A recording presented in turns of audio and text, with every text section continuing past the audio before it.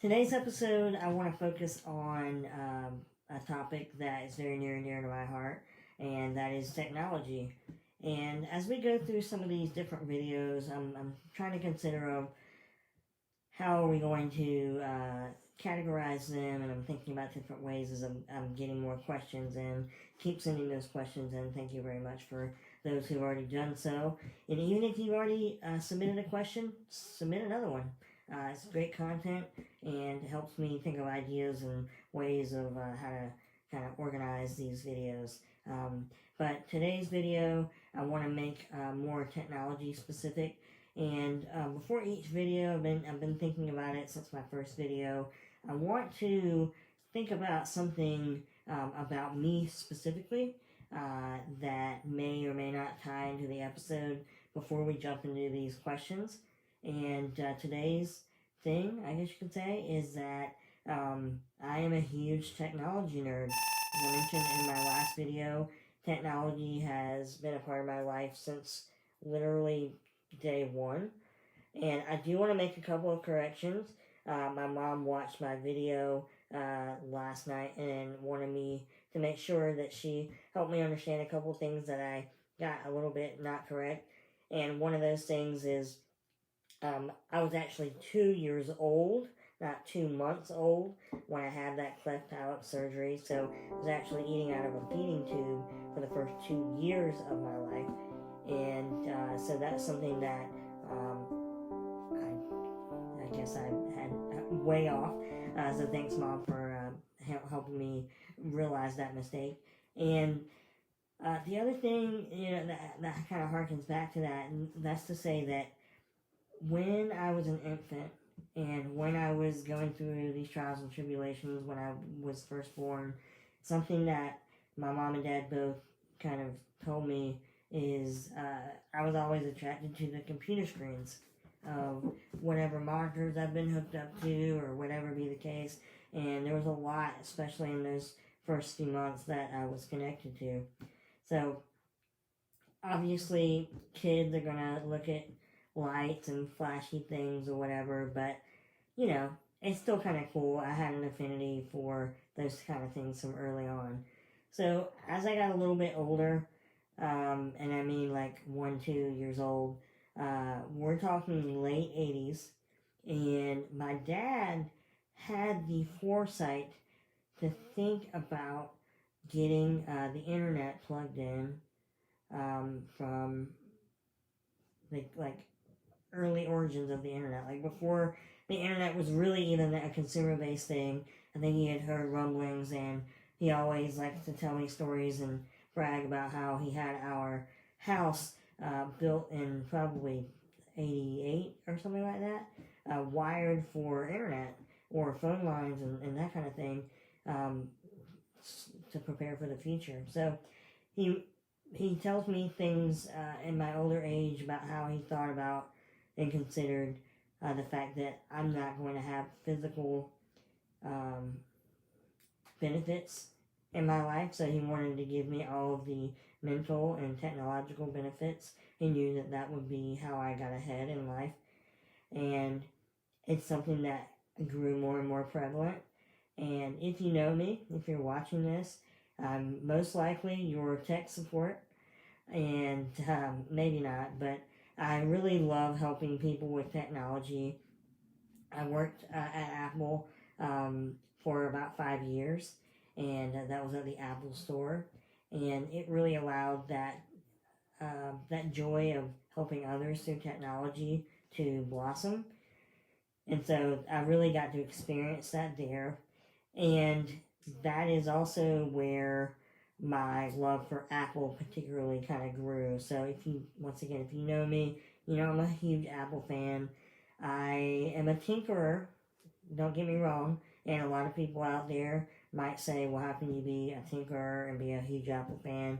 There's definitely ways, and I have a whole group of friends that are just like me, and we do exist, and there are ways of tweaking your Apple experience, and shame on us for wanting a great experience in hardware and software, and but no, in all seriousness, that's something that in my older years I really grasped onto, and Apple became more and more prevalent and has continued to become more prevalent even since my time there. So that's just, something I thought you should know about me. If you can't tell from my social media and that kind of thing, or if you don't know me personally, that is one big thing I love, is technology, and Apple in particular. I'm actually recording this right now. If you notice, I changed my setup a little bit from the first video. I'm pretty... I am very anal when it comes to quality, and I filmed my first episode on my iMac. It's an older, not super old, but an older iMac, and it really bugged me how I think it was a 720p lens and sensor that I was using on the front of the iMac here. I'm using my new iPad Pro 2020 edition with the newest sensors available, and we're recording in 4K, so I hope that appeases you. And I'm also using a different mic as well. I actually have this mic plugged into the iPad, and I'm filming myself through the iPad, but I actually have my iPhone as a monitor to be able to tell what I'm recording, so that's kind of cool. So I can see where I am in the frame. So, big things happening here over at the Sigmund house. So anyway, you might see me tweak my setup here and there as we evolve more and more into these videos, but, if you have any suggestions, feel free to send them my way.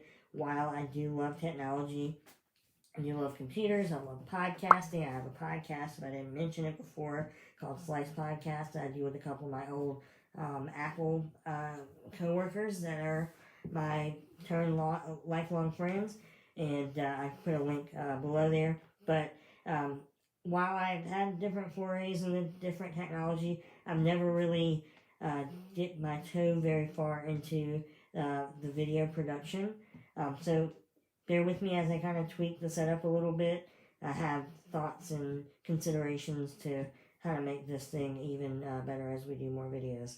So, all that is to say, I got a great question, a couple different kind of similar questions, and it kind of leads into what I was just mentioning a minute ago about my early life in technology. So this person said, I've heard you discuss how your dad got you into computers at an early age. How did an early computer life create advantages for you later on? Excellent question. I'm going to answer this from a perspective of just an average human being, but also as a little person. So I'm going to try to do that for most of these videos. I recognize that not all of these videos are going to be super little person dwarf centric, and not all of them are going to be, the other way around.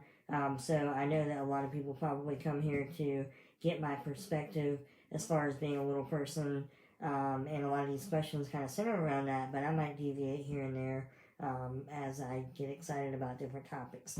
But great question. So I got my first computer when I was around 5 years old, and funny enough, that house that my dad built with internet access from an early age in the late 80s never really even saw me use a computer there.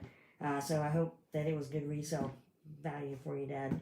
But at any rate, I got my first computer. I remember it vividly.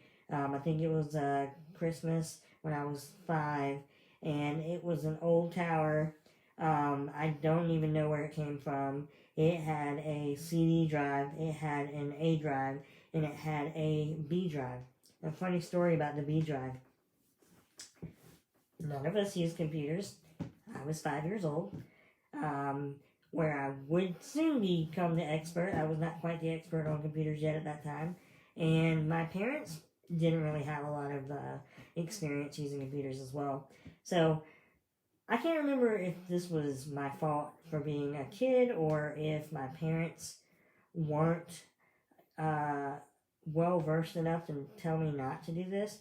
But I ended up sticking a CD-ROM into the B drive. Now, if you're watching this and you were born like mid-90s or later, or really probably even early 90s or later. You probably don't even know what a B drive is. I'm going to try to put one up on the screen here. Whoops, over here. To kind of show what it looks like. But it was like a Stone Age version of an A drive. If you don't know what an A drive is, here you go as well. And those were both preceding the CD-ROM era. And man, if you don't know what a CD-ROM is, I don't even know what to tell you, but here's one on the screen. These days, we use a lot of hard drives, we use flash drives, we use SSDs, blah, blah, blah.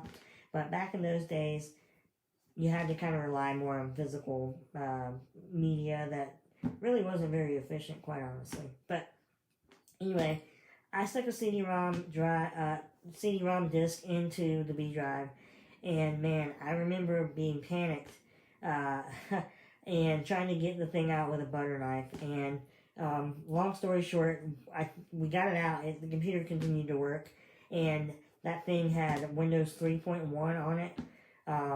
So yeah, I mean, like I said, I'm old school relatively. So I've been with computers ever since then. And then in 2006, when I went to college, I thought I wanted to do graphic design. I ended up changing my major, but that led me down the path of Apple, and the Apple store near where I live had just opened up a new store, and little did I know, the person that sold me my computer ended up being one of my really good lifelong friends, Kevin Easlick. Shout out to you, buddy. And met so many great people about a year later when I decided to apply for a job. Backing up to my younger years with technology, one of the cool things that I was afforded the opportunity was to have a kindergarten class that was very forward thinking. And I remember doing like ABC 1, 2, 3 stuff on computers. Like they had a full computer lab. And that was when we temporarily lived in a small subsidiary of Winston-Salem called Clemens. And that was only for 1 year. And I ended up moving to Raleigh the following year. And I don't really recall, I went to a school my first grade year. And I don't really recall there being a big push on computers there, if I remember correctly. But the following year, I ended up going to what my school ended up being through 5th grade, and there was a big push for computers there.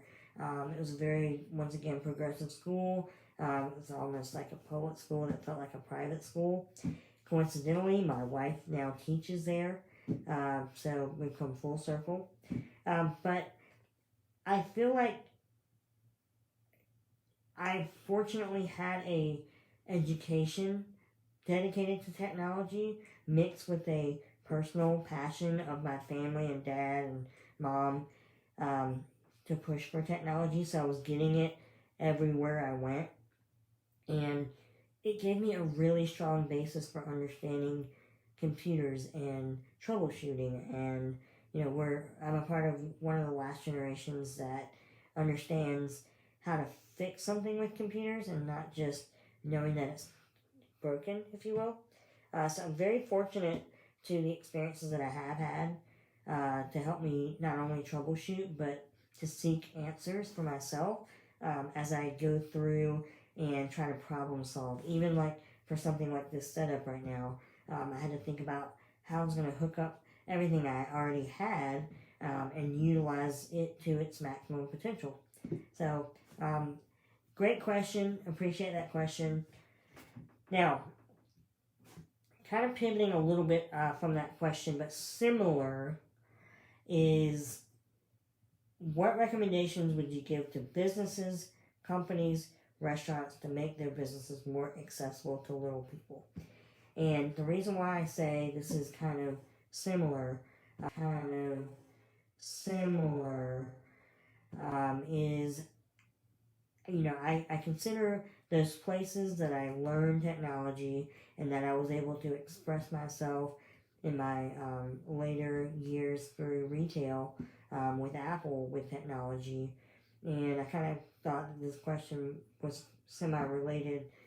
And I want to do a whole episode about how technology helps accessibility, particularly with smart home stuff. I love smart home stuff. But for this question particularly, it's very multifaceted. So there's a really great TED Talk by another little person who I followed kind of loosely. Her name is Cynthia Burke, and she gave a TED Talk about why good accessibility helps everyone.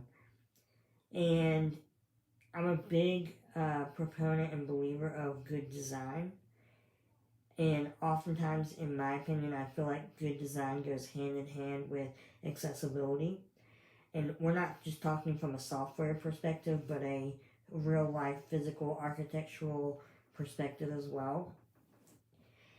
And if you can make something that appeals to as many people as possible as opposed to the standard, oftentimes you end up helping people you didn't even realize you were going to help. And one big, easy to think of example with this is when the Americans with Accessibility Act passed in the 80s, I believe it was, or maybe very early 90s, and they mandated that all public buildings had to have some kind of ramp. Okay, great, that's good for people with wheelchairs, right? That's the first thing that comes to your mind. It's also good for people that can't step up tall stairs like me. It's also good for people that might have walkers. It's also good for people that might have trouble balancing themselves as they step upstairs. And all of those are not even examples of little people per se. That's my point. When you made that change to change the ramps, there's so many different ways that helps the general population. So when you take time as someone who is a designer, software related, architecturally related, etc., you might be helping more people than you even think about when you first start thinking about it. So I challenge you to think of an area where you think good design helped you, but it may have been intended for an accessibility need. Comment below. I'd love to hear your observations and your thoughts on that, and examples of where accessibility of some sort has helped you, even though you may not have needed it per se. So, that's something that I want to kind of make aware for people.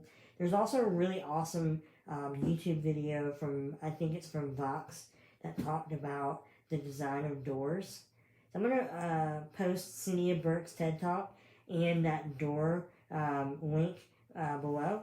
So if you're curious about watching those, two ones that have really stuck with me, and whether it be the height of a sink, whether it be a ramp, I think of things like that from a more physical perspective. Those are all things that restaurants and businesses consider physically, but also things like, I think about places like Olive Garden, the head, the family. Right now, I really am a glutton for Olive Garden. I really love their breadsticks and stuff. But I think about them, and I think Darden owns them. They made a push at some point, and same thing. Like there's another example I'm thinking of, Uncle Julio's Mexican restaurant. They made a push to allow for payment at the table through the little technology thing that they have, tablet thing. Sometimes when I go to pay for something, Cheesecake Factory, I'm looking at you. You are the worst. Your table for hostessing literally goes over my head. So anyway, sometimes when you go to pay for something, you have to stand up and walk up to a counter that might be higher than you are. This is an example of technology bridging that gap and not even having to make that a thing.